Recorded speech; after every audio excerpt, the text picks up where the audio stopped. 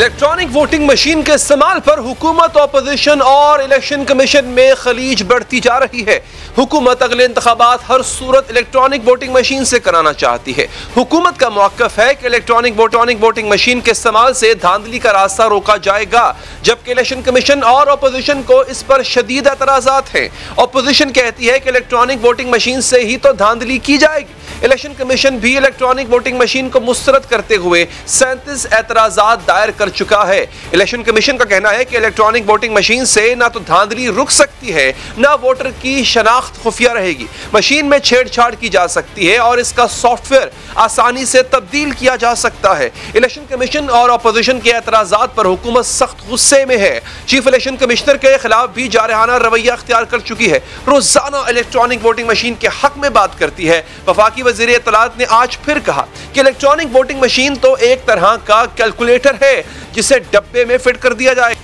आपने क्या किया है कि जो कैलकुलेटर है, जो पता नहीं हम सब लोग जो हैं वो जो बचपन हमारे बाप दादा भी कैलकुलेटर इस्तेमाल करते रहे हैं, अब वो तो कोई इतनी बड़ी टेक्नोलॉजी नहीं, तो आपने क्या किया है कि आपने कैलकुलेटर जो है वो वोट बॉक्स के अंदर लगा दिया है। तो बजाय इसके कि आप वो वोटें जो हैं वो सारे आप बाद में उसको गिने, वो वोट का जो गिनने का मामला है वो आप ऑटोमेटिकली आपके पास आ जाएगा। हुकूमत, ऑपोजिशन और इलेक्शन कमीशन के इन तमाम एतराज़ात को रद्द करती है कि इलेक्ट्रॉनिक वोटिंग मशीन को हैक किया जा सकेगा।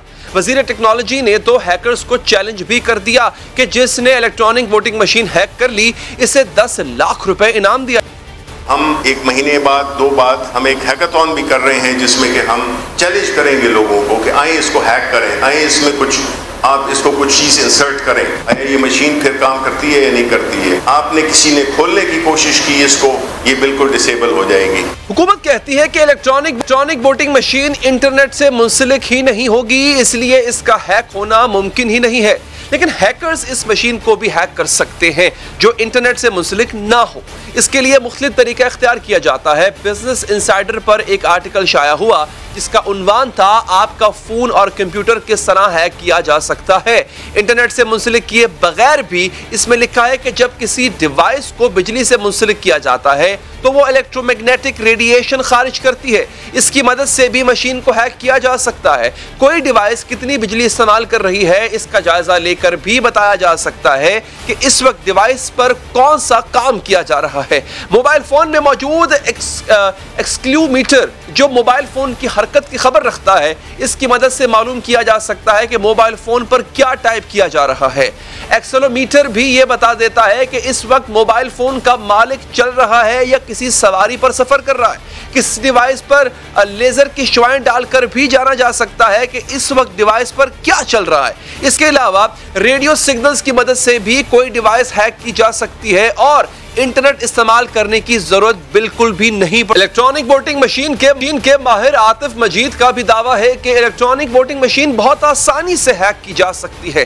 कोई भी मशीन जो किसी सॉफ्टवेयर प्रोग्राम के तहत ऑपरेट करती है इसे हैक किया जा सकता है और ये बंदोबस्त भी किया जा सकता है कि हैकिंग का सुराग भी मिटा दिया जाए। और ये बात भी एक हकीकत है कि भारतीय इलेक्शन में इलेक्ट्रॉनिक वोटिंग मशीन के इस्तेमाल के बावजूद इस पर एतराज़ात किए जाते हैं। 2019 में भारत में अपोजिशन की 21 जमातों ने इलेक्ट्रॉनिक वोटिंग मशीन के खिलाफ आवाज उठाई थी। इससे कबल आम आदमी पार्टी के मेंबर ने दिल्ली की कानून साज असम्बली में अमली मुजाहरा करके दिखाया था कि इलेक्ट्रॉनिक वोटिंग मशीन से कैसे अपनी मर्जी के नताज। रोज़नामा जंग की रिपोर्ट के मुताबिक दुनिया के 31 ममालिक इलेक्ट्रॉनिक वोटिंग के अमल से गुजर चुके हैं।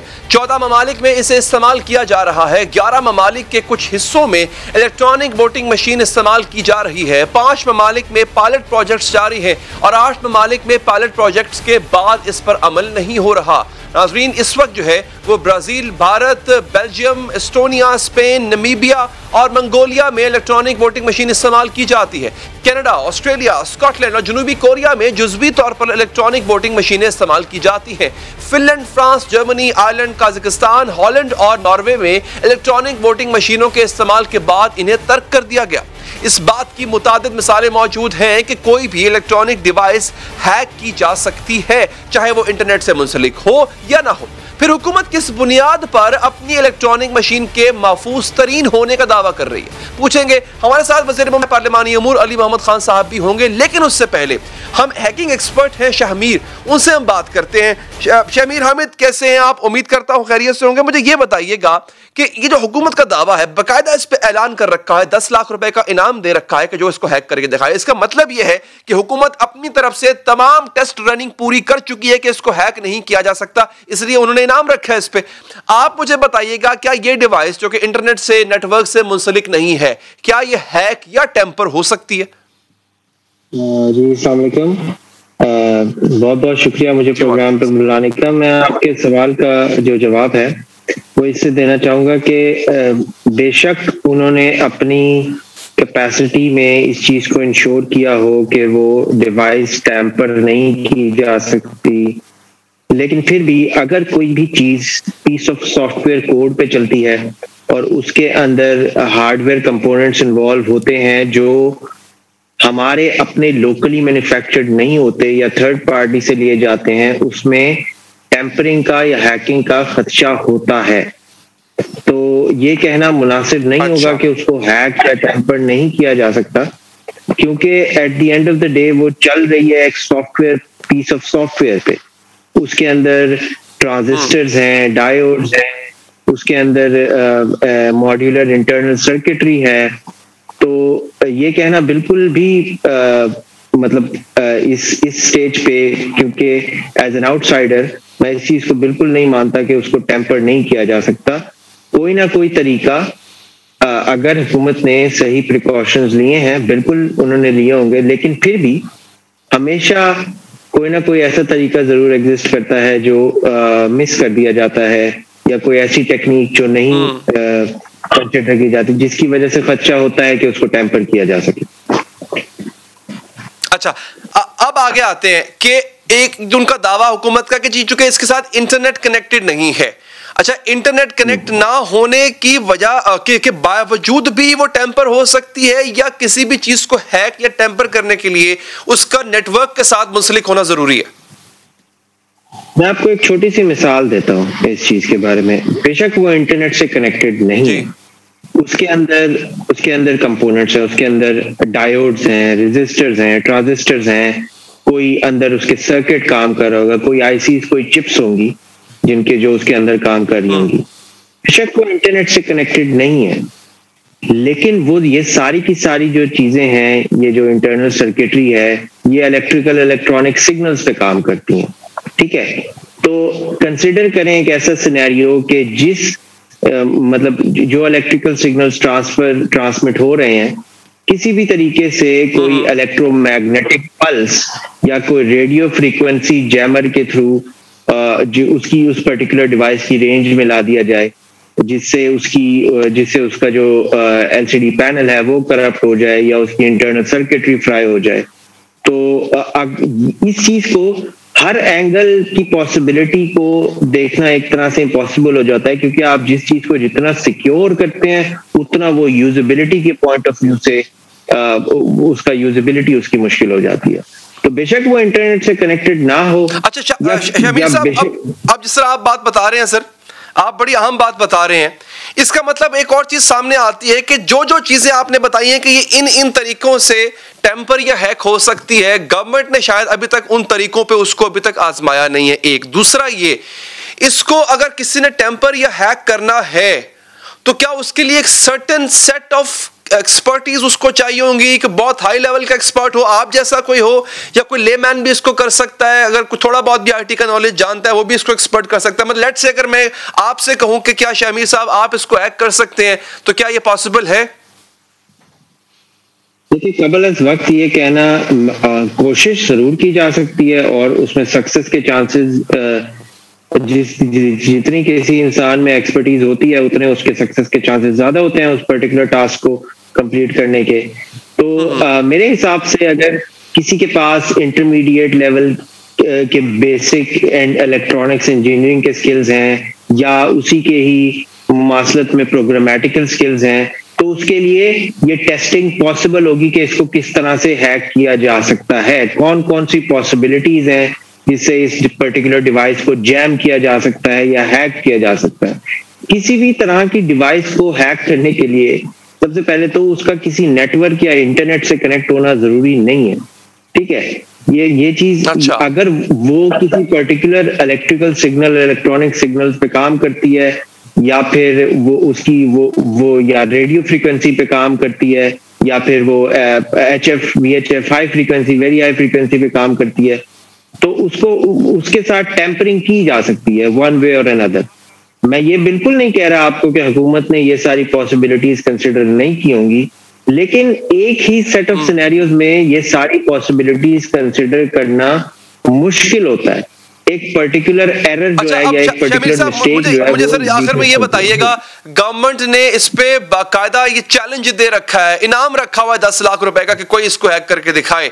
मैं रिक्वेस्ट कर सकता हूं, अभी भी रिक्वेस्ट करूंगा मैं गवर्नमेंट से कि अगर तो ये पॉलिसी हमें चाहिए साफ और शफाफ इंतखाबात, तो अगर तो ये हैक हो सकती है और आप अगर कर सकते हैं तो हम कोशिश कर सकते हैं उस मशीन की वेरिएबिलिटी आप तक रसाई हो जाए। एक कोशिश करके आप देख लें कि क्या ये हैक हो सकती है कि नहीं, क्या ये पॉसिबल है, क्या आप ऐसा कर सकते हैं? जी बिल्कुल, पाकिस्तान की खिदमत के लिए हम हाजिर हैं, और अगर इस तरह की अवेलेबिलिटी इस डिवाइस की होती है तो मैं जरूर चेक करना चाहूंगा और एक प्रॉपर रिपोर्ट इस पे मैं पेश करना चाहूंगा कि यार मैंने क्या क्या टेस्ट परफॉर्म किया और इसको किस तरह से टेम्पर किया जाए। शमीर साहब, बहुत बहुत शुक्रिया आपके कीमती वक्त का। हमारे साथ मौजूद हैं वफाकी वजीर जनाब अली मोहम्मद खान साहब। अली साहब, बहुत शुक्रिया आपका। अली साहब, ये अभी आपने गुफ्तगू सुनी, यहाँ पे IT एक्सपर्ट है, उनका दावा है कि ये हैक हो सकता है, मुतादिद वजूहात बताई हैं, भले ही उसके अंदर कोई नेटवर्किंग नहीं है, वो इंटरनेट से मुंसलिक नहीं है। सर, आपने चैलेंज भी दे रखा था, क्या ये पॉसिबल है कि हर तरह के शक शुबे को दूर करने के लिए जो अपोजिशन बार बार शक का इजहार करती है कि हैक हो सकता है, टेम्पर हो सकती है, धांधली हो सकती है, उसको दूर तक करने के लिए हैकर्स को मौका दिया जाए कि इसको हैक करके दिखाएं? अगर हैक ना कर पाए तो मेरा ख्याल है अपोजिशन के पास कोई जवाब नहीं रहेगा इसको रद्द करने का। शुक्रिया अली हैदर भाई, बहुत शुक्रिया। बिस्मिल्लाहिर्रहमानिर्रहीम, अल्लाहुम्मा सल्लि व सल्लिम व बारिक अला सय्यिदिना मुहम्मद।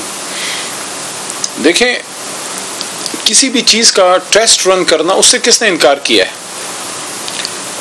मसला तो अपोजिशन के एटीट्यूड का है। हमने तो ये नहीं कहा कि आप इसको, यानी कि हम तो चाहेंगे कि जो चीज हम जो इनिशिएट करा रहे हैं, जो फिर उसको प्रोसेस इलेक्शन कमीशन ने करना है, क्योंकि उनका मैंडेट है, उनकी ज्यूरिसडिक्शन है, कौन सी मशीन लेनी है, कहाँ से लेनी है, कितने पैसों में लेनी है, उनका काम है। हमें सिर्फ इतना उन्हें बताना है भाई इस पे इतना खर्चा आना है, वो हुकूमत ने उसको बजट में से पैसे दे देने। लेकिन उसको टेस्ट रन करना, उसको फुल प्रूफ बनाना, उसको साइंटिफिकली हर लिहाज से जो है हर लिहाज से सेफ करना, इससे कौन कार कर रहा है? उसके लिए तो हमारी पूरी साइंस एंड टेक्नोलॉजी की मिनिस्ट्री और सारा हुकूमत का जो आपका जितनी कैपेसिटी बिल्डिंग नेटवर्किंग है सारा मौजूद है। लेकिन जब अपोजिशन ये बात करती है कि ये रिग करने के लिए, तो that is a non starter. अच्छा अली भाई, मुझे एक और बात बताएं, let's be a devil's advocate जी, let's take it the other way around. जी नहीं करते जी, नहीं बनाते, नहीं लाते EVM जी, कोई जरूरत नहीं है ओवरसीज पाकिस्तानीज को वोट में लाने के लिए, हमें सिर्फ उनका पैसा चाहिए, हमें उनको हुकूमत में स्टेक होल्डर नहीं बनाना। Okay, let's go to the old system. तो क्या वो ठीक है? ओल्ड सिस्टम में कोई सबसे बड़ी चीखें तो अपोजिशन की निकली, हमारे इन दोस्तों की।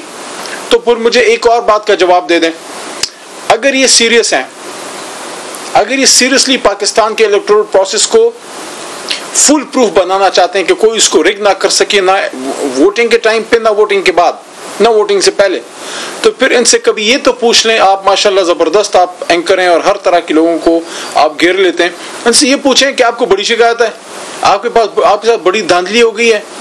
3 साल में एक 2 पेजर ड्राफ्ट इन्होंने बनाया, 2 पेजर ड्राफ्ट जो कौमी असम्बली में एक प्राइवेट मेंबर बिल के तौर पे लेके आ सके या हमारी किसी पार्लिमानी कमेटी में पेश करें कि हुजूर ये हम समझते हैं हमारे साथ ज्यादतियां हुई हैं, तो हमारे 40-50 साल की पाकिस्तान की सियासत का निचोड़ ये है कि ये और ये काम करें तो पाकिस्तान का सिस्टम ठीक हो जाए। और भाई आप वो मैं यहाँ पे हो चुके, उनका बंदा कोई है नहीं यहाँ पे, तो मैं उनकी जो जवाब देते हैं मैं आपके सामने रख रहा हूँ।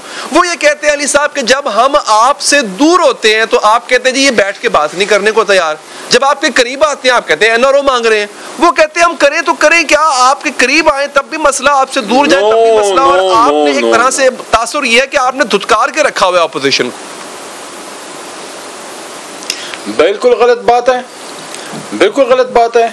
जब इन्होंने कहा कि इनके साथ धांधली हुई, RTS बैठ गया और जनाब ये इनको जो है इलेक्शन चोरी हो गया तो वोट चोरी हो गया और ये हो गया तो वोट को इज्जत दो, ये जो 575 किस्म के लॉज लोग लेके आते हैं। आज भी प्राइवेट मेंबर डे था, और बाय द वे बता दूं कि आज भी प्राइवेट मेंबर डे जो हुकूमती डे नहीं होता, उसको आज एक बार फिर अपोजिशन ने सबोटाज किया, वहां पे जो है कोरम पॉइंट आउट किया ताकि प्राइवेट मेंबर्स अपने बिल ना लेके आ सकें। ये जो बिल ये लेके आते हैं, ये कोई हुकूमत इनको दावत दे के गई होती है? हमने तो माना ही नहीं ना कि हमने धांधली की है, इस नुक्ते पे तो हम इनके साथ हैं ही नहीं। ये कह रहे हैं हमने धांधली करवाई है या की है या पत्नी कुछ हुआ, तो फिर इनका ड्राफ्ट किधर है? 3 साल में इनकी तरफ से कोई लेजिस्लेटिव मेजर्स, कोई रिकमेंडेशंस, नथिंग डूइंग। इसका मतलब ये है कि ये चाहते ही हैं कि ना कोई नया सिस्टम आए, ना पिछला सिस्टम रिफॉर्म हो, बस इनको कहीं से अंडर हैंड डील मिल जाए, कोई डील इनको दे दे बस। दोनों को कोई डील की शायद तवक्को है, क्योंकि ये जो अभी सेनेट की स्टैंडिंग कमेटी में भी जो ये डिस्कस हुआ, जो नीचे से कौमी असेंबली का पास होके गया था, वहां पे इस पर थोड़ी डिबेट की गई, वहां भी इनका कोई ड्राफ्ट नहीं आया। अब यहाँ पे एक सवाल और उठता है, और बसद एहतराम इलेक्शन कमीशन ऑफ पाकिस्तान से, कि ऑपोजिशन तो चलो सीरियस ही नहीं है साफ शफाफ इलेक्शन में, हमारे इलेक्शन कमीशन का तो ये मैंडेट है। हमने एक सजेस्ट किया कि इलेक्ट्रॉनिक वोटिंग मशीन होनी चाहिए, ओवरसीज पाकिस्तानी को हम इसमें लेके आए, और भी बहुत सी रिकमेंडेशन है कि सिस्टम को कैसे हम ठीक करें। उसमें कुछ गलत भी होंगी, ठीक है ना, जो गलत होगी उसको ठीक कर देंगे। Where are there recommendations?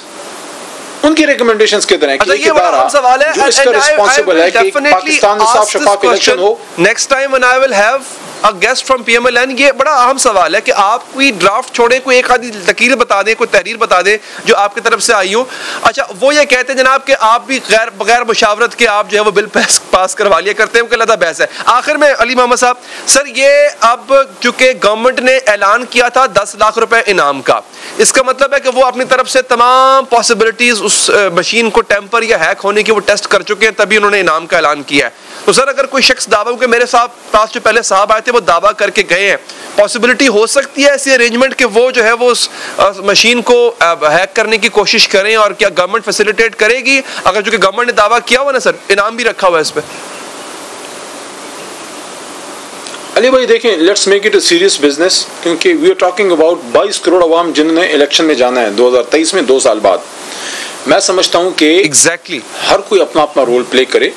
Election commission हमारे लिए इंतहाई मोहतरम है, हमारा कोई इरादा नहीं है किसी इदारे से लड़ने का, हमारा इदारा है, उसने इलेक्शन कराना है, उसके नुकसान से पाकिस्तान का नुकसान है। लेकिन हम ये चाहते हैं कि सिस्टम रिफॉर्म हो। आप जो बात करें हैकर्स को अपॉर्चुनिटी दे, अपोजिशन सीरियस हो, इलेक्शन कमीशन हमारा इलेक्शन कमीशन है, हम उसकी कैपेसिटी बिल्डिंग कराएंगे, जितनी उनको सहूलत चाहिए हम उनको देंगे। फिर उसमें ये वाला आपका जो पॉइंट है ना, वहां आ जाएगा कि इसको जब आप फुल प्रूफ करेंगे तो एक नहीं 50,000 किस्म के हैकर्स हम बुलाएं, उनको बैठाएं कि भाई इसको करो, तुम इसको सबोटाज करो, ताकि हम चेक करें कहां से इसमें कोई फॉल्ट आ सकता है। लेकिन वो तो स्टेज तब आएगी जब अपोजिशन माने तो सही कि भाई technology is a way forward. भाईजान ये उस खत किताबत के जमाने में रहना चाहते हैं, ये अब स्मार्टफोन का, कंप्यूटर्स का, टेक्नोलॉजी का जमाना है। मैं आपसे बुलमुशाफा बात कर रहा हूं, लेकिन मैं आपसे कोसों दूर हूं।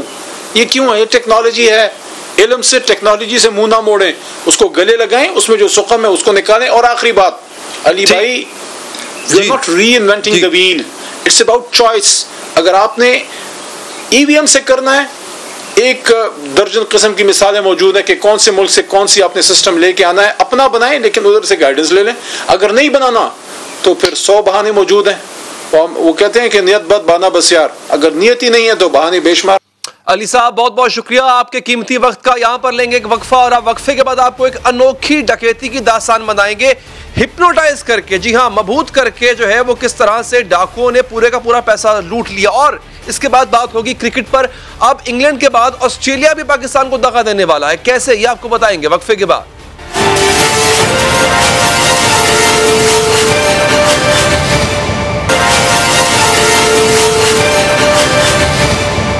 ब्रेक के बाद हाजिर है नाज़रीन। डाकू भी बदल रहे हैं, असलहे, जोर जबरदस्ती, मारपीट से लूट मार करने की बजाय अब हिप्नोटिज्म या फिर जादू या नजरबंदी जिसे कह लें, उस जैसे महफूज और अनोखे हरबे अपनाए जा रहे हैं। कराची में आने वाली एक डकैती की अनोखी वारदात के सामने सिक्योरिटी के इंतजाम कागजी नजर आते हैं। नौसरबाज गिरोह कराची में अनोखी वारदात के लिए स्टोर में दाखिल हुआ। लुटेरों ने असलहा दिखाया, नहीं डराया धमकाया। स्टोर कैशियर को न जाने क्या कहा, इस बेचारे ने खुद ही सारी रकम निकालकर मुल्जिमों के हवाले कर दी।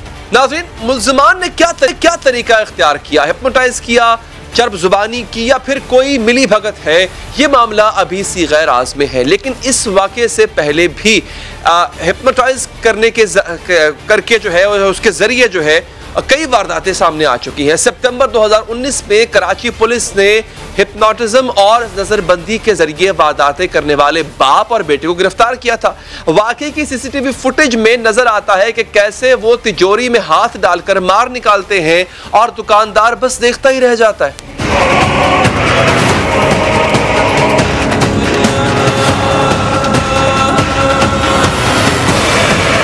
जब इन्होंने मेरे हाथ से कैश लिया है, उनका हाथ मेरे हाथ से टच हुआ है या मेरा आई कांटेक्ट इनसे मैच हुआ है, तो मुझे बिल्कुल इस तरह का महसूस हुआ कि मैं कुछ चाह कर भी नहीं कर पा रहा, ना कुछ बोल पा रहा हूँ, ना कोई मेरी अदर फिजिकली मूवमेंट हो। हैरत अंगेज तौर पर 61 साला गिरफ्तार मुल्जिम ने पुलिस SHO को भी अपने बस में करके सबको हैरान कर दिया था। कराची पुलिस ने नजरबंदी का जादू चलाने वाले बाप बेटे को गिरफ्तार किया तो 61 साला सलीम ने नजरबंदी का जादू SHO को भी दिखाया। अब ये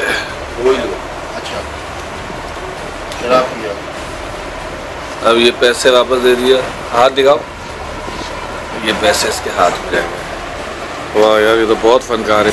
सिर्फ यही नहीं बल्कि इसके अलावा भी ऐसी कई वारदातों का इंकशाफ हो चुका है जिनमें मुल्जिमान नजर के जादू के जरिए, इसको कह सकते हैं नजर का जादू, उसके जरिए दुकानदार को अपने काबू में कर लेते हैं और पैसे लूट कर 9-2-11 हो जाते। 2020 में लाहौर मोटरवे पुलिस ने हिप्नोटाइज और नौसरबाजी करके लूटने वाले 4 मुल्जिमान को गिरफ्तार किया था। की वारदात हुई है, ठीक है ना, ये हसन पेट्रोलियम से आया है और वो जो है ना खान बिला KL की रोड पे उसका आमिर गारमेंट्स के नाम से तो शॉप है। इन लोगों ने वहाँ नौसरबाजी की है और मोटरवे पुलिस डिस्ट्रिक्ट पुलिस की मदद से पकड़ के ले आई है और इंशाल्लाह हम इसके खिलाफ मजीद इससे पहले 2018 में कोयटा में भी हिप्नोटाइज करके लोगों को लूटने वाले गिरोह की कई वारदातें सामने आई थी।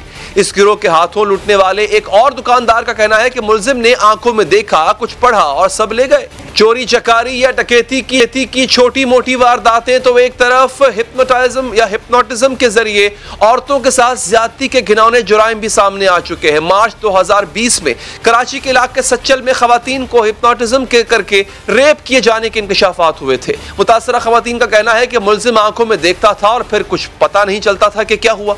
अपनी तरफ देखो 5 मिनट तक मैंने उनकी तरफ 5 मिनट देखा, उसके बाद मुझे नहीं पता मेरे साथ क्या हुआ, पता नहीं ऐसी क्या चीज़ है आंखों में उसके, जो बंदा उसकी तरफ खिंच जाता है, यानी जो वो कहता है वो करता हूँ। नाज़रीन, क्या हिप्नोटिज्म और नजरबंदी वाकई ऐसी खतरनाक चीज है जिससे लोगों के दिमाग को आप अपने काबू में कर सकते हैं, और अगर ऐसा है तो इससे बचाव का कोई तरीका भी होगा? इसी पर मजीद बात करेंगे। हमारे साथ हैं माहिर नफ्सियात डॉक्टर नौशाबा अंजुम साहिबा। डॉक्टर साहिबा, बहुत शुक्रिया आपके वक्त का। डॉक्टर साहिबा, पहले तो मुझे ये बताएं, क्या ये एग्जिस्ट करता है कि कोई शख्स, जैसे कि अक्सर लोगों को जिनको ये इनकाउंटर हुआ, उन्होंने कहा उस शख्स से मुझे देखा, देखने के बाद कुछ पढ़ा और पढ़ने के बाद मैं उसके काबू में था, क्या ये पॉसिबल है? और दूसरा, अगर है तो इससे बचा कैसे जा सकता है? बिस्मिल्लाहिर्रहमानिर्रहीम। शुक्रिया अली आपके मदद करने का। 4-5 साल से हम मेंटल हेल्थ अवेयरनेस के ऊपर बात कर रहे हैं, शऊर दिला रहे हैं लोगों को। इससे पहले अस्पतालों में यही बात होती है, जब सब बाबे, जाली पीर, फकीर, जली हुई बच्चियां हमारे पास अस्पतालों में लाई जाती हैं और उनको ECT देकर वापस भेजा जाता है। तो एक मिसकंसेप्शन और मिथ था साइकोलॉजी के ऊपर इज़ अ साइंस। हिप्नोसिस ये बिल्कुल एक मिसकंसेप्शन है कि हिप्नोसिस से बंदा इतना अनकॉन्शियस हो जाता है कि उसको होश ही नहीं है कि कोई उसको सेक्सुअल वायलेंस का शिकार कर गया। देखिए, ड्रामेटाइज आप कहीं भी किसी भी चीज को कर सकते हैं, कोई और रीजन हो सकता है, कोई और टूल इस्तेमाल किया जा सकता है, लेकिन जहां तक हमारा इल्म और हमारी तालीम है, हिप्नोसिस आप ये भी नहीं कह सकते कि ये आप स्लीप में चले जाते हैं। आप इतने कॉन्शियस होते हैं कि आप रिप्लाई भी करते हैं। आप ये समझ लें कि आप एक मूवी देख रहे हैं और बाज़ वक़्त आप उस मूवी में इतना ज्यादा इन्वॉल्व हो जाते हैं कि आप समझते हैं कि आप उस मूवी का हिस्सा हैं। और ये बिल्कुल ऐसे ही है, इसको आप सेल्फ हिप्नोसिस कह सकते हैं। आप फोकस अटेंशन है, ठीक है जी। ये मैक्सिमम इंटेंसिटी होती है हिप्नोसिस की जो आप बता रही हैं, यानी इससे ज्यादा कोई बिल्कुल इसका देखें काबू में नहीं आ सकता। बिल्कुल ऐसी, बिल्कुल। और सारे लोग 500 में से 500 के हिप्नोटाइज भी नहीं हो सकते। इसलिए देखिए, हमें ये स्केप गोट बिहेवियर है, ये हमारी अपनी कमियां कोताहियां हैं। मैं एक चीज आपको बताऊं, जब हमें डिग्री दी जाती है या सर्टिफिकेशन दी जाती है साइकोमेट्रिक टेस्टिंग की या किसी हिप्नोथेरेपी की या एज ए क्लिनिकल साइकोलॉजिस्ट या किसी भी शोबे में, मैंने ये रिक्वेस्ट की है कि आप सबसे पहले देखते हैं कि जिस शख्स को आप ये सर्टिफिकेशन दे रहे हैं, पहले तो ये भी देखें कि हमारे मुल्क में तो सर्टिफाइड भी नहीं बैठे ना, रजिस्टर्ड भी नहीं बैठे। आपने देखा ये जो अभी थेरेपी वर्क्स के पीछे इतना बड़ा मसला इस्लामाबाद में बना नूर मुकद्दम केस के बाद, तो हमने साइकोलॉजी को बदनाम नहीं करना, हमने हिप्नोसिस को गलत नहीं कहना। आप ये देखें कि कितने जेन्युइन है आप। आपने इसको रद्द किया, बिल्कुल ठीक है। अब मैं आपके सामने कुछ प्रूफ्स रखने जा रहा हूं, आपने देखे भी हैं, अभी आपके सामने भी टीवी पे नजर आ रहा होगा।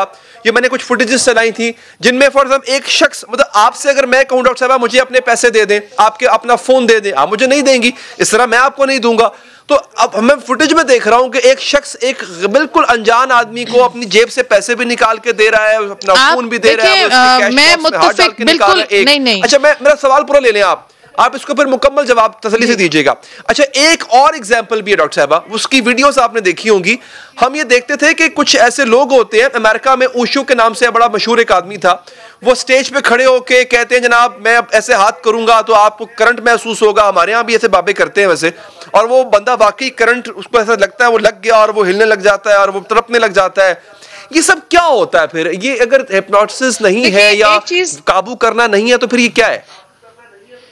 देखिए, बहुत सारे शोबदाबाज आप कह सकते हैं हमारे दुनिया पूरी में मौजूद है। हिप्नोसिस के अंदर ये ज़रूर होता है कि आप इतने रिलैक्स माइंड में चले जाते हैं कि अगर आपको ये कहा जाए कि आपने अगर आइसक्रीम खाई है और वो ठंडी भी है तो आप गर्म कहेंगे तो उनको महसूस होगी, लेकिन वो ऐसा नहीं होता कि कोई आपको लूट कर ही ले जाए। आप इतने अनकॉन्शियस नहीं होते। आप कुछ फुटेजेस के साथ जिनके अंदर हम इसको बिल्कुल भी बिलीव या ट्रस्ट नहीं कर सकते। There is always a third side of the story.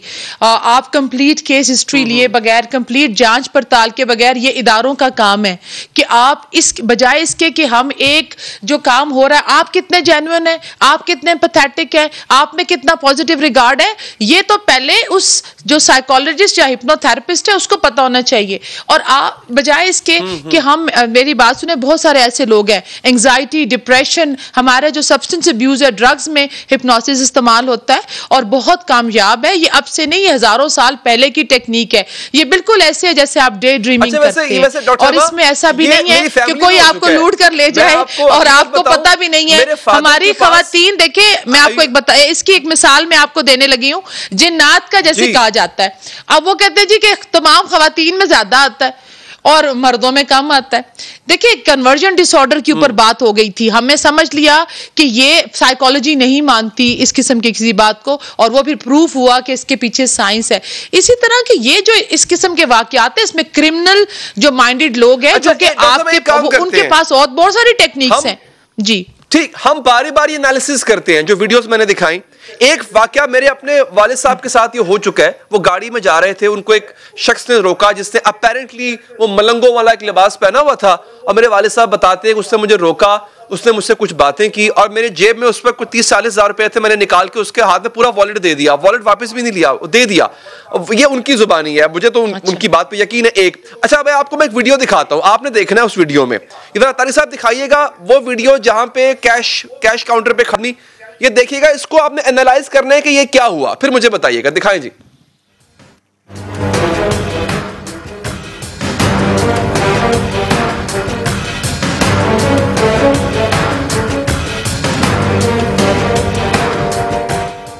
ये देखे ना, उसके कैश काउंटर में बकायदा हाथ डाल रहा है और वो खामोशी से खड़ा हुआ है। इसको हम क्या कहेंगे? मैं आपकी बात को चैलेंज नहीं कर रहा हूं, मैं मजीद क्लैरिटी चाह रहा हूं कि इसको हम क्या कहेंगे। मैं इसके ऊपर बात आपको मैं बताती हूँ। जहां तक पहले बात करते हैं आपके वालिद साहब की, बिल्कुल ठीक कह रहे हैं आप। आपने कहा एक फकीर बाबा था कोई जिसने दिया, उसका ताल्लुक मैं अपनी फील्ड के हिसाब से आपको बता सकती हूँ। मैं ये बता सकती हूँ कि बाबे आर नॉट ऑथराइज्ड। फकीर को कोई हिप्नोसिस की ट्रेनिंग नहीं दी जाती, कोई तालीम नहीं दी जाती। ये साइंस है। Psychology is a science of mind, attitude and behaviour. हम ये तुक्काबाजी नहीं है। हमारे पास साइकोमेट्रिक टेस्टिंग होती है, हमारी ट्रेनिंग दी जाती है, और ये बहुत मुश्किल काम है। हाँ, ये कोई और इल्म ऐसा हो सकता है गैबी, ये तो उसका मेरे से कोई ताल्लुक नहीं है, और वो मैं उसके ऊपर कोई मेरे ख्याल में एक राय नहीं दे सकती। जहां तक आपने वीडियो दिखाई है, देखिए मैं हमेशा आपसे कहती हूँ कि जिस वक्त हम कोई अपनी राय देते हैं ना, तो हमारा 1.5 घंटे का सेशन होता है, कंप्लीट केस हिस्ट्री ली जाती है। There is always a third side of the story. आपको क्या लगता है कि हमारे यहाँ अपने लोग ही नहीं मिले होते एट टाइम्स? हम किसी एक इंसिडेंट को लेकर, आपको क्या लगता है कि 1 सेकंड के अंदर वो उसने हिप्नोटाइज कर दिया? आंखों में देखने से इंसान हिप्नोटाइज हो जाता है? ऐसा नहीं होता। ये स्केप गोट बिहेवियर है, ये हमारी अपनी कोताहियां हैं, ये हमारे अपने मीर जाफर और मीर सादक होते हैं इदारों के अंदर, और वो ऐसे काम में इंडल्ज होते हैं, और आप फिर बदनाम क्या कर दे होते हैं? आप अपनी गलतियों को कह दिया जाता है, जी वो जादू हो गया, इस वजह से मेरे से ये गलती हो गई थी, मेरे पे काला इल्म हो गया, इस वजह से मेरे कारोबार में आप तवज्जो नहीं देंगे, आप कारोबार में करप्शन करेंगे, और अगर उसके अंदर नुकसान हो गया तो आप कहेंगे कि काला जादू हो गया, वो मैं हिप्नोटाइज हो गया। यही चीज हम कहते हैं कि ये अपनी कोताहियों को हम जो है वो फ्रस्ट्रेशन को या कोताहियों को आगे पास ऑन नहीं कर सकते, और इसकी हमें खुद ही जिम्मेदारी लेनी है कि जो गलतियां ऐसी हो रही हैं हम इसके जिम्मेदार हैं, ना कि वो लोग जिम्मेदार हैं जो आकर आपको शोबदाबाजी दिखाकर लूट कर ले जाएं। उसमें कोई ऐसी तालीम जिसके ऊपर मैं खूब बोलूंगी। बहुत बहुत शुक्रिया डॉक्टर नौशहबा, हमारे साथ थी। आगे बढ़ेंगे नाजरीन। न्यूजीलैंड और इंग्लैंड के दौरों की मनसूखी के बाद ऑस्ट्रेलिया का दौरा भी खतरे में पड़ चुका है। वेस्टर्न ब्लॉक के दोहरे मयार से पाकिस्तान में आलमी क्रिकेट की बहाली शदीद खतरात की जद में है। 6 साल में तिनका जोड़कर पीसीबी इंटरनेशनल क्रिकेट को पाकिस्तान ने वापस लाई थी, लेकिन पहले न्यूजीलैंड और फिर इंग्लैंड क्रिकेट बोर्ड के पाकिस्तान में क्रिकेट खेलने से इनकार ने पाकिस्तान का आलमी तशक्कुस से एक बार फिर बुरी तरह मुतासर कर दिया। और अफसोस की बात यह है कि न्यूजीलैंड और इंग्लैंड क्रिकेट बोर्ड्स ने क्रिकेट टीमों के दौरों की मनसूखी की एक भी ठोस वजह नहीं बताई। दोनों ममालिक के इस तर्ज अमल को पाकिस्तान समेत पूरी दुनिया में कड़ी तनकीद का सामना है। इसीलिए आज चेयरमैन पीसीबी रमीज राजा ने 2 टोक मौक़िफ़ देते हुए कहा कि न्यूजीलैंड ने सिक्योरिटी खदशात से मुतालिक कुछ भी शेयर नहीं किया, और अगर वाकई कोई खतरा था तो अब बता दें। आप इस तरह से टेक ऑफ नहीं कर सकते हैं विदाउट शेयरिंग जो आपको एक थ्रेट का परसेप्शन था। असल में फ्रस्ट्रेशन ये है कि थ्रेट को शेयर किए बगैर आप चले जाते हैं। हमें बताओ तो सही कि हम अपनी सिक्योरिटी के लिए बता दो। तुम चले तो गए दुबई से, तो हमें अब तो शेयर करो ना कि क्या थ्रेट था, ताकि हम उसको देख। इनको पता है कि इनके पास उस लेवल का थ्रेट ही नहीं था कि आप वॉकआउट कर सकते टूर पे। इनका थ्रेशोल्ड इतना सा है न्यूजीलैंड का, जिसकी वजह से ये भाग गए। अब मैं आपको जरा माजी बताता हूं। 2017 में लंदन ब्रिज वाकया होता है, दहशतगर्दी का वाकया था। उस वक्त टूर्नामेंट चल रहा था, वो टूर्नामेंट मनसूख नहीं होता, चलता रहता है। उसके पहले जनाब जुलाई 2007 में लंदन में दहशतगर्दी का बड़ा वाकया होता है, धमाके होते हैं, लोग मरते हैं, और उस दौरान लॉर्ड्स में टेस्ट जारी था, टेस्ट मैच नहीं रुकता, चलता रहता है। सबसे बड़ा दहशतगर्दी का वाकया भारत में 2008 में होता है। उन्हीं दिनों, चंद दिनों के बाद आईपीएल होता है। पूरी दुनिया से वहां पे जो बड़े बड़े क्रिकेटर्स हैं वो आते हैं, रहते हैं। मुंबई में भी रहते हैं जहां पर ये दहशतगर्दी का वाकया हुआ था। मैचेस मनसूख नहीं होते, आईपीएल मनसूख नहीं होता। 2017 में फ्रांस के दारुल हुकूमत में मैच हो रहा होता है, फ्रांस और जर्मनी के माबैन। फ्रांस का सदर मौजूद हो जाता है स्टेडियम में। स्टेडियम के गेट के पर जो है वहां पर आके एक खुदकुश हमला होता है, खुदकुश बमबार खुद को उड़ा लेता है। यकीन जानिए मैच तक नहीं रुकता, मैच चलता है। अगले तमाम मैचेस जो शेड्यूल थे वो भी होते हैं। तो फिर पाकिस्तान के साथ ये दोहरा मयार क्यों? बात करेंगे साबिक जनाब आकिब जावेद साहब से। आकिब साहब बहुत शुक्रिया। पाकिस्तान के साथ ये एक जो इम्तियाज रखा जा रहा है, और फिर आज रमीज राजा साहब ने वेस्टर्न ब्लॉक की बात भी की, क्या ऐसा होता है सर? आपने भी अपने करियर में ये चीज इनकाउंटर की है कि ये एक खास ग्रुप जो है वो मिलके एक खास दूसरे ग्रुप को, खासतौर पे जो साउथ एशियाई ग्रुप होता है, उसके साथ इस तरह का अंदाजी सलूक बरते? देखिए, बहुत ही अफसोसनाक पाकिस्तान के लिए ये डिसीजंस हुए हैं, और जिसकी कोई बेस भी नहीं है, कोई जिसकी ग्राउंड भी नहीं है।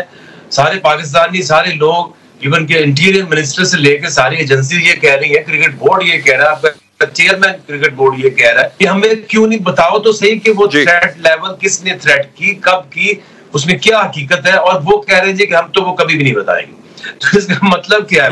अगर आपने भरोसा करके पाकिस्तान की एजेंसीज के ऊपर आप आए थे, आपकी जो टीम थी सिक्योरिटी की उसने क्लियरेंस दी, और आप आ तो गए, और जाते जाते आपने सारा जो फेथ था, जो सारा कॉन्फिडेंस था, जिसके ऊपर आप 4-5 दिन रहे, आप मुतमिन थे, तो आप उनको अब शेयर भी नहीं करोगे आपको कि क्या थ्रेट लेवल था, और आप चले जाओगे। एक्सक्यूज मी, आप शेयर भी नहीं करोगे और आप चले जाओगे। ऐसा क्या कहाँ दुनिया में होता है? और इसका मतलब तो फिर यही हो गया कि ये जो व्हाइट विंग की जो बात हो रही है, इसमें वो साबित हो रहा है, वो बिग 3 वो भी साबित हो रहा है। एक जाएगा तो दूसरा भी इनकार कर देगा, तीसरा भी आपको फिर आईब्रोज उसकी आप देख रहे हैं कि वो भी आए या ना आए। सो आई थिंक अब इस ब्लैकमेलिंग से पाकिस्तान को बाहर निकलना चाहिए, क्योंकि 2009, 10, 11 वो एक और माहौल था, तब काफी प्रॉब्लम में था पाकिस्तान, और इतने साल मेहनत करके अगर पाकिस्तान एक स्टेबल और एक सेफ मुल्क बना है, तो जिसका दिल चाहे वो आके आए और आके मजाक करके चला जाए, और पाकिस्तान जो है वो उसकी क्रिकेट और पाकिस्तान मजाक बन के रह जाए। अब आई थिंक कि पाकिस्तान का स्टांस जो है वो बहुत ज्यादा एग्रेसिव होना चाहिए, और कहीं इनको जाके हमने नहीं खेलनी वेन्यूज के ऊपर, डिफरेंट ऑफशोर वेन्यूज के ऊपर जाके हमने नहीं क्रिकेट खेलनी। हमें पाकिस्तान में क्रिकेट खेलनी है, क्योंकि पाकिस्तान अब सेफ है, और पाकिस्तान क्रिकेट बोर्ड और क्या कर सकता है उनके ऊपर, एक तो प्रेशर डाले फॉरेन ऑफिस की तरफ से कि हमें वो थ्रेट लेवल बताया जाए, हमारे साथ ज्यादती हुई है। दूसरा, अभी पीएसएल आने वाला है, तो पीएसएल की स्टेक इतनी बढ़ाएं, जैसे रमीज राजा जो चेयरमैन, उन्होंने भी कहा कि हमारी ख्वाहिश ये है कि पाकिस्तान में दुनिया के बेस्ट प्लेयर जो है वो पीएसएल में आए, और वो आके खेले और मैसेज अक्रॉस द वर्ल्ड कि आप लोगों ने कितनी बड़ी ज्यादती की है, और पाकिस्तान को इस काबिल बनाए, जैसे कि आपके चेयरमैन ने भी कहा कि हम क्रिकेट में अपनी जो परफॉर्मेंस और अपना जो स्टैंडर्ड है उसको इतना बढ़ाएं कि लोगों की ख्वाहिश हो, जैसे 90s में पाकिस्तान के साथ खेलने की ख्वाहिश होती थी, और इसको इतना पैसे वाइज भी इतना साउंड और इतना बढ़ा दे कि आईपीएल की तरह लोग तरसे कि हम भी वहां जाना है। तो ये दो ही हाल है, अगर आप मिलते तरले और इस तरह से मनाते रहेंगे, मानते। इसके साथ साथ आकिब साहब हमें यह भी तो एहतजाज भी करना चाहिए और रियलाइज भी कराना चाहिए ना इस वेस्टर्न ब्लॉक को, कि माजी में मैंने एग्जांपल दी है, मुंबई हमले होते हैं, सीरीज चलती रहती हैं आईपीएल की, लंदन बॉम्बिंग्स होती है, मैच चलता रहता है, तो जब वो हो सकता है, बल्कि आज की खबर के खवातीन जो वहां पे न्यूजीलैंड की क्रिकेट टीम इंग्लैंड पहुंची हुई है, उनको धमकी मिलती है, उसके बावजूद भी वो दौरा मनसूख नहीं होता, तो हमें बताना नहीं चाहिए कि हमारे साथ आप ये इम्तियाजी सलूक क्यों कर रहे हैं? देखिए, अभी डेस्परेट इतना नहीं होना चाहिए।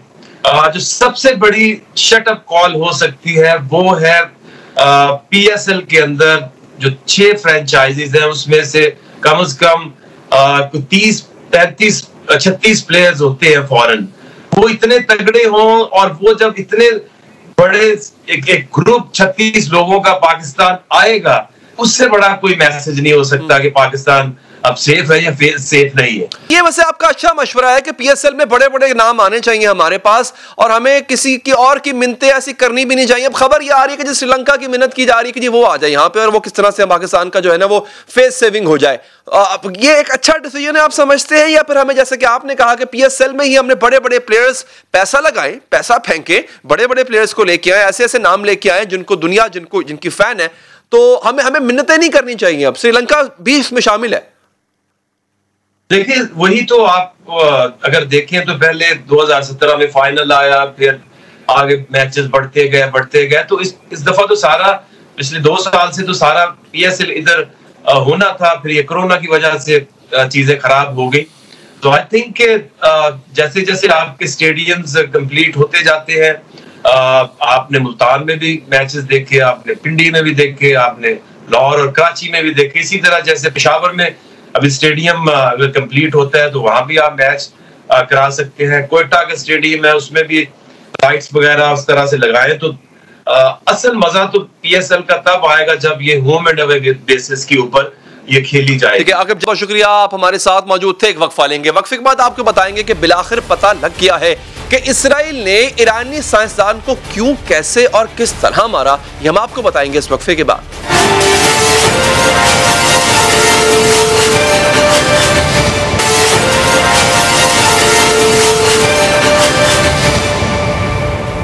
गुज़िश्ता साल 27 नवंबर को ईरानी साइंसदान के कत्ल के बाद हैरान कुन इंकशाफात सामने आए हैं। मंजर-ए-आम पर आने वाली तफसीलात इतनी सनसनीखेज हैं कि किसी फिल्म का स्क्रिप्ट मालूम होती है। ईरानी साइंसदान मोहसिन फखरीजादा का कातिल हजारों मील दूर बैठा था। कत्ल की कार्रवाई से पहले रास्ते में नीले रंग का एक ट्रक खड़ा किया गया था। ट्रक में बारूदी मवाद नस्ब था। इसी ट्रक पर एक ऑटोमेटिक स्नाइपर गन नस्ब की गई थी जो सैटेलाइट से मुंसलिक थी और एक खुफिया मकाम से कंट्रोल की जा रही थी। ट्रक के चारों अतराफ कैमरे लगाए गए थे। फखरीजादा अपने हिफाजती काफिले के हमरा सफर कर रहे थे। ईरानी हुक्काम इन्हें तंबीह कर चुके थे कि इनके कत्ल का मंसूबा बनाया जा चुका है और ये कि वो अपनी हिफाजत से मुतालिक एहतियात से काम ले। लेकिन हमेशा की तरह इस रोज भी मोहसिन फखरीजादा ने अपनी हिफाजती टीम का मशवरा नजरअंदाज कर दिया था। वो बख्तरबंद गाड़ी में बैठने की बजाय अपनी काली निशान चला रहे थे। उनकी बीवी साथ वाली नशिस्त पर बैठी थी। जैसे ही नीले ट्रक पर लगे कैमरों में उनका काफिला नजर आया, हजारों मील दूर बैठा कातिल अपनी स्क्रीन पर इसे देख रहा था। इसकी उंगलियां बटन पर थीं। उससे चलती गाड़ी में मौजूद मोहसिन फखरीजादा का निशाना लिया और बटन दबा दिया। 600 राउंड्स फी मिनट फायर करने की सलाहियत रखने वाली गन ने गोलियां उगली जो सीधी ईरानी साइंसदान को जाकर लगी। उनकी जान निकल गई और साथ ही ट्रक में नस्ब बारूदी मवाद से इसे भी उड़ाकर तमाम सबूत मिटा दिए गए। कि तमाम तफसीलात कत्ल के तकरीबन 1 साल बाद अमरीकी अखबार न्यूयॉर्क टाइम्स ने रिपोर्ट। अमरीकी अखबार की रिपोर्ट के मुताबिक इसराइल ने रोबोटिक गन के पुर्जे मुख्तलिफ जराए से ईरान स्मगल किए और फिर इन्हें ट्रक पर नस्ब किया। इससे कबल बरतानवी अखबार जूइश क्रॉनिकल ने दावा किया है कि ईरानी साइंसदान के कत्ल में इसराइली खुफिया एजेंसी मोसाद मुलव्विस है। इसराइली और ईरानी शहरियों पर मुश्तमिल मोसाद के तकरीबन 20 एजेंटों ने हमले से पहले 8 माह तक निगरानी की। ईरान ने अपने जौहरी साइंसदान को बचाने के लिए इन्हें लोगों की नजरों से ओझल रखा हुआ था ताकि कोई भी उनकी शक्ल से वाकिफ ना हो। इसके बावजूद कातिल उन तक पहुंचने और इन्हें निशाना बनाने में कामयाब गया। डॉक्टर फखरीजादा ईरान की वजारत दिफा के रिसर्च और इन्वेंशन डिपार्टमेंट के सरबराह थे। मगरबी इंटेलिजेंस इदारे डॉक्टर फखरीजादा को ईरानी जौहरी प्रोग्राम का अहम किरदार करार देते थे। साबिक इसराइली वज़ीर आज़म 2 साल कबल उनका नाम ले चुके थे और सुनने वालों से कहा था कि ये नाम याद रखिए। डॉक्टर फखरीजादा ईरान के कोई पहले जौहरी साइंसदान नहीं थे जिन्हें कत्ल किया गया हो। इनसे पहले ईरान के कितने ही जौहरी साइंसदान कातिलाना हमलों का निशाना बन चुके हैं। अल अरेबिया .net के मुताबिक इसराइली एजेंटों ने मिसाइल तैयार करने की जिम्मेदारी ईरानी जनरल और उनके 16 अराकीन को भी कत्ल किया। सन 2007 में इसराइली एजेंटों ने 5 ईरानी एटमी साइंसदानों को कत्ल किया और 1 को जख्मी किया। सिर्फ 2010 से लेकर 2012 तक ईरान के 5 जौहरी साइंसदानों को निशाना बनाया गया जिनमें से 4 की जान गई। ईरान में गुज़िश्ता साल से ही चंद पुरस्रार वाक़यात हो रहे हैं। कभी बंदरगाह पर खड़े जहाजों में आग भड़क उठती है, कभी मिसाइल बनाने वाली फैक्ट्री में धमाका हो जाता है, कभी बिजली घर में आग लग जाती है। अब इस रात से तो अमरीकी अखबार ने पर्दा उठा दिया कि जौहरी साइंसदान को इसराइल ने कैसे निशाना बनाया। बाकी वाक़यात पर भी जो है वो पर्दा पड़ा हुआ है जो कि बहुत जल्द उठ जाएगा। प्रोग्राम का वक्त यहाँ पे खत्म हो जाता है। मुझे दीजिए इजाजत, अल्लाह के बाद।